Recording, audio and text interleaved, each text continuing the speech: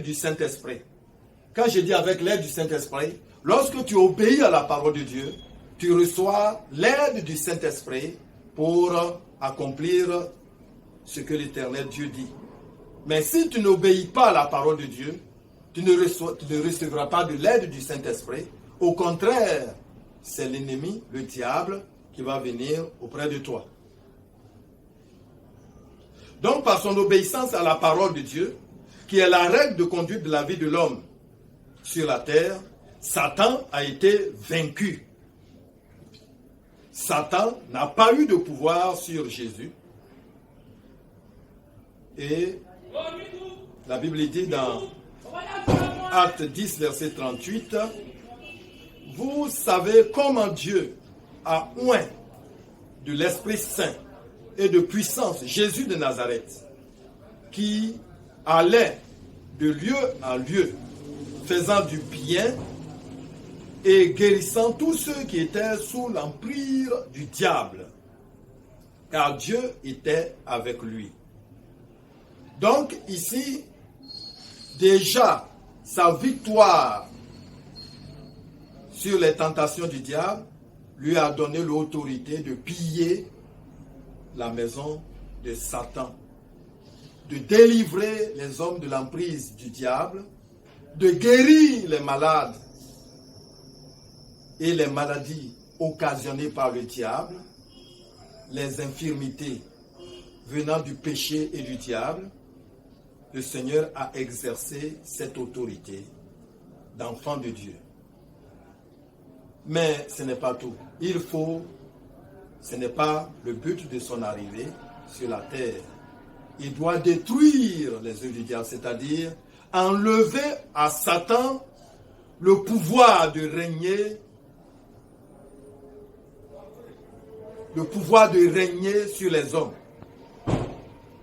Alors il faut que le Sauveur entre dans le royaume de la mort, triomphe de la mort et libère les captifs de la mort et de l'enfer. C'est ce qui s'est passé lorsque l'apôtre Paul a dit dans Éphésiens 4, 8 à 9. C'est pourquoi il est écrit, il est monté dans les hauteurs, il a amené les captifs, il a fait des largesses aux hommes. Or, que signifie il est monté? Sinon qu'il est descendu d'abord dans les régions inférieures de la terre, c'est-à-dire l'enfer. Et le combat décisif, le combat ultime, va se dérouler à la croix de Golgotha.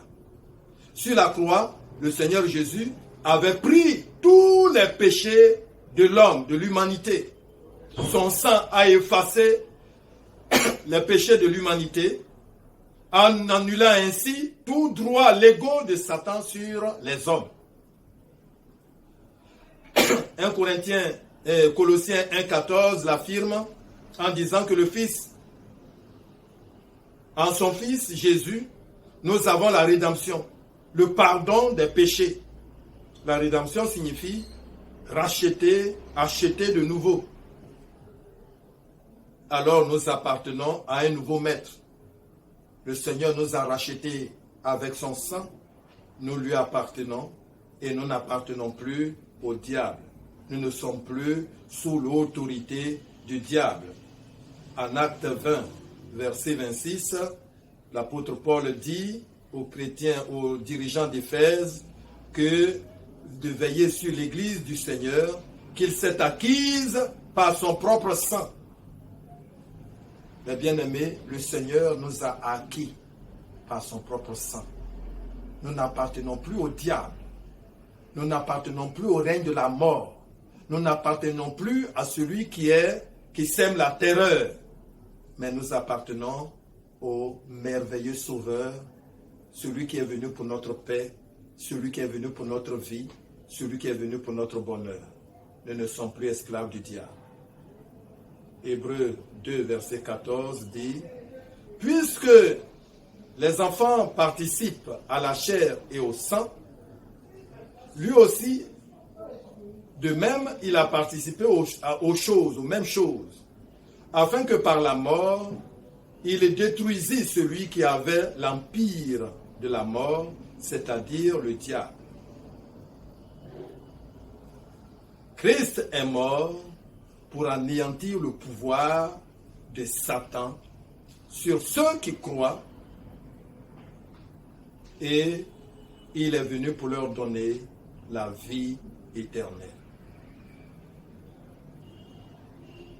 Par sa mort, Jésus a détruit le pouvoir du diable qui est le règne de la mort.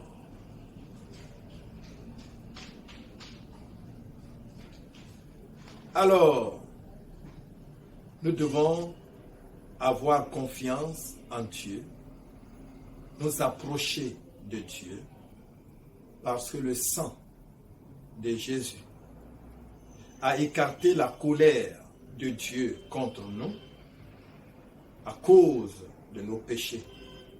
Et maintenant, nous pouvons être en paix avec Dieu et appeler Dieu notre Père.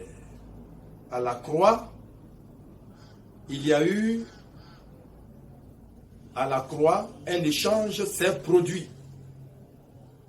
Galates 3, verset 13 dit, Jésus a pris notre malédiction et nous a donné la bénédiction.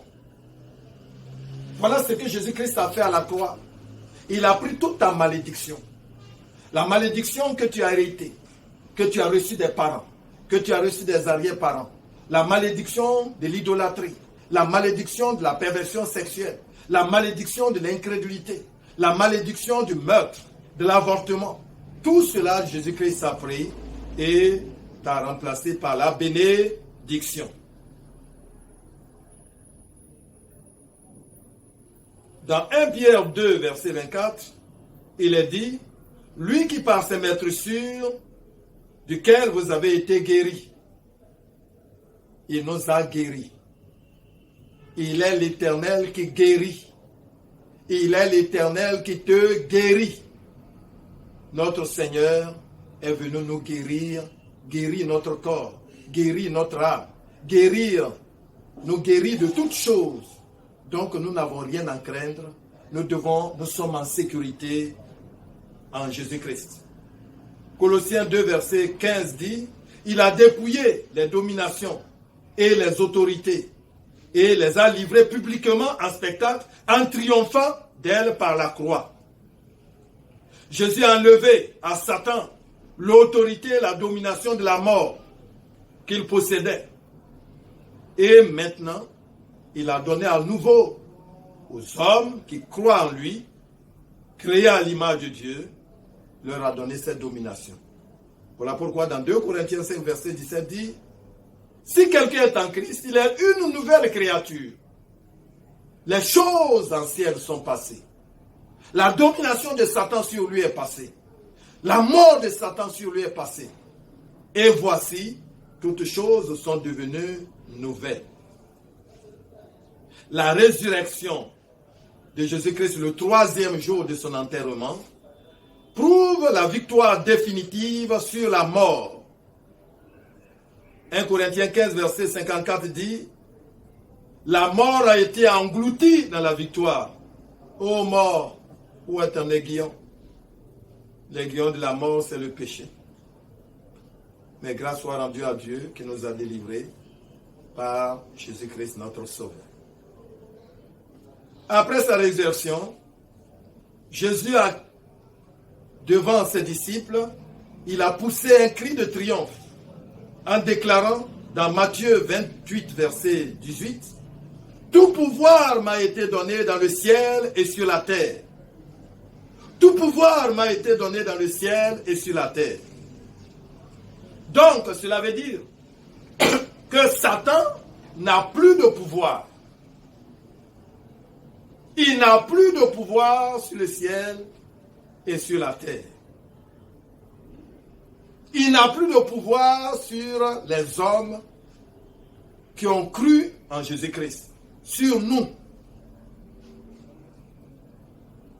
60 ans après sa résurrection, Jésus a rappelé sa victoire définitive à l'apôtre Jean, qui a été emprisonné sur l'île de Patmos, en disant, « Je suis le premier et le dernier et le vivant.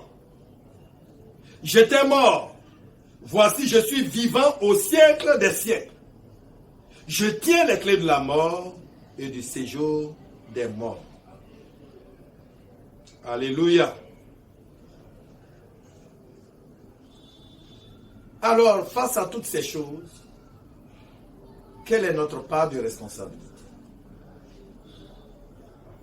Nous devons, en tant qu'enfants de Dieu,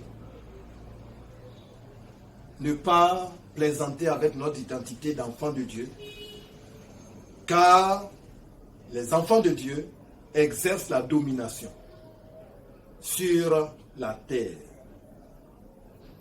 Donc, la Bible dit que Dieu a mis à notre disposition sa puissance d'une grandeur infinie qui nous permet d'exercer la domination sur toutes choses. Éphésiens 1, verset 19.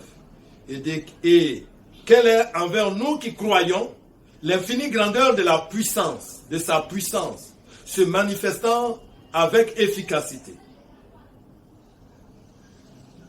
par la puissance de sa force, laquelle il a déployée en Christ quand il a ressuscité des morts et qu'il a fait asseoir à sa droite dans les lieux célestes. Le Seigneur nous a donné la même puissance que nous devons exercer. Tu as la même puissance en ta disposition. Dans Luc 10, verset 19, dit voici, je vous donne la puissance de marcher sur les serpents, sur les scorpions et sur toute la force de l'ennemi, et rien ne pourra vous nuire.